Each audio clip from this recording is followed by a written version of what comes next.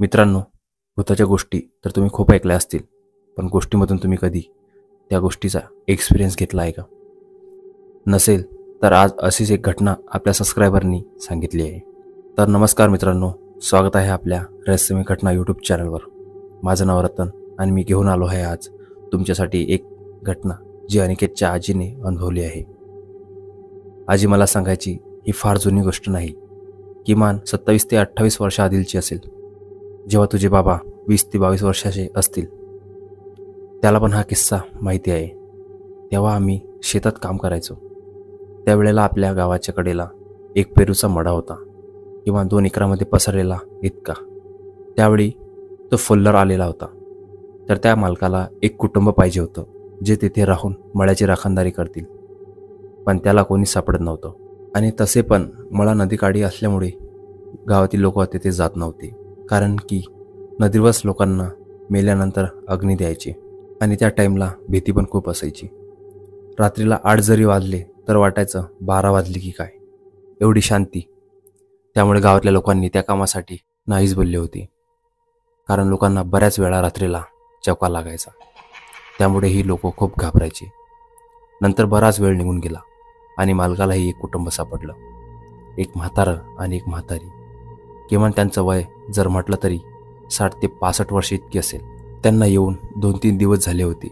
तर रोज रात्री 9 वाजले की नदीच्या काठावरून दफडीचा आणि ओरडण्याचा आवाज यायचा, जणू कोणी शेतातील रानडुकरे व जनावरे हाकलत असे. आणि रात्र असल्यामुळे तो आवाज पूर्ण गावभरमध्ये फिरायचा. ज्या वेळेला तो म्हातारा व्यक्ती गावामध्ये आला होता, तेव्हा समजलं की त्याला मुलांनी घराच्या बाहेर काढलेलं होतं आणि त्याची भाषा पण थोडी वेगळीच होती. रोज रात्र झाली की तो आवाज पूर्ण गावात फिरायचा. करता करता बराच वेळ निघून गेला आणि 3 ते 4 दिवस नदीकाठच्या मड्यातून आवाज आलाच नाही. गावातल्या लोकांना वाटलं की ते गावाला गेले असतील, पण तिथे काय झालं होतं ते कोणाच्या लक्षात आलं नाही. आणि मालकाचाही चक्कर 8-10 दिवस शेतामध्ये झाला नाही. ज्या वेळेस मालक शेतामध्ये येतो तेव्हा त्याला मळ्याचे गेट उघडे दिसले. मालकाला वाटलं नक्की शेतामध्ये गुरेढोरे घुसली असतील. त्या म्हाताऱ्याला आवाज देत देत मालक मळ्यामध्ये शिरला. तेवढ्यातच मालकाला मळ्यामध्ये काहीतरी सडत आहे असा दुर्गंध येऊ लागला. मालक करता करता मळ्याच्या मध्यस्थी असलेल्या टिनाच्या घराजवळ पोहोचला. तिथं जास्त वाद पसरल्याने मालकालाही शंका आली. तेव्हाच तातडीने मालकाने गावातली काही लोकांना बोलावलं. घराचा दरवाजा तोडून जेव्हा ते आतमध्ये शिरले तर समोरचं जे दृश्य होतं ते पाहून लोकांना उलट्या झाल्या. समोर बघतात तर काय, त्या दोघांनी पण गळफास घेऊन आत्महत्या केली होती. आणि बराच वेळ निघून गेल्याने दोघांचे पण शरीर सडले होते. करता करता पूर्ण गावामध्ये खबर पोहोचली की 8 दिवसापासून त्या दोघांनी घरामध्ये गळफास घेतला होता. गावकऱ्यांच्या सहाय्याने त्यांना त्याच मड्यामध्ये नदीकाठी माती देण्यात आली. त्यावर 8 दिवस निघून गेले होते. कोणाला काहीच कळत नव्हतं की असं काय झालं असेल म्हणून, किंवा त्यांनी असं काय केलं. आजपर्यंत ही एक मिस्ट्रीच आहे.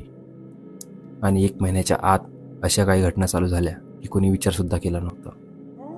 जो रात्रीचा आवाज हरवला होता तोच पुन्हा यायला चालू झाला होता. जसे रात्रीचे 9 वाजायचे तसेच त्या नदी काठून डफडीचा व ओरडण्याचा आवाज यायचा. बऱ्याच लोकांच्या मनात शंका यायच्या, नेमकं नदी काठच्या मळ्यात चाललंय तरी काय. पण काही लोक विचार करायचे की मालकाने आणखीन कोणते कुटुंब तिथे आणले असेल. आवाज येऊन 15 दिवस निघून गेले. रोज रात्री 9 वाजले की डफडीचा आवाज पूर्ण गावभर ऐकू यायचा. ज्यावेळेस मालक गावामध्ये आला त्यावेळेस बऱ्याच लोकांनी त्यांना सांगितले की रात्रीच्या वेळेस तुमच्या मळ्यामधून डफडीचा आणि किरकिरण्याचा आवाज येतो. पण मालकाला फारसा काही विश्वास बसत नव्हता. त्या दिवशी गावातले काही मुलं त्या मळ्यात पेरू चोरण्यासाठी गेले होते. तर दुसऱ्या दिवशी एक मुलगा मळ्याच्या गेटवर बेशुद्ध अवस्थेत लोकांना आढळला आणि 2 मुले मळ्याच्या आतमध्ये बिधुंद क्रिया करताना सापडले. ज्या वेळेला त्या मुलाला सविस्तर विचारलं गेलं तेव्हा तो सांगायचा, आम्ही रात्री 3 मळ्याच्या मागच्या बाजूने कंपाऊंडच्या आतमध्ये शिरलो होतो. सगळीकडे अंधारकीट पसरलेला होता. आम्ही जेव्हा आत शिरलो तेव्हा आम्हाला अंधारामध्ये मळ्यात फिरताना कोणीतरी दिसत होतं. आम्हाला वाटलं आमच्याही आधी कोणतरी पेरू चोरण्यासाठी आलं असेल. जेव्हा आम्ही गुपचूप त्याच्याकडे जाऊ लागलो तेव्हा तो तिथे नव्हताच. आणि जेव्हा आम्ही बघतो तर पेरूच्या झाडामधून एक 7 फुटाचा व्यक्ती आम्हाला पाहून जोराने किंचाळत होता. आम्ही तिघेजण खूप घाबरलो होतो आणि जसे आम्ही ते दृश्य बघितलं तर सर्वांनी मळ्याच्या बाहेर पडण्यासाठी धाव घेतली.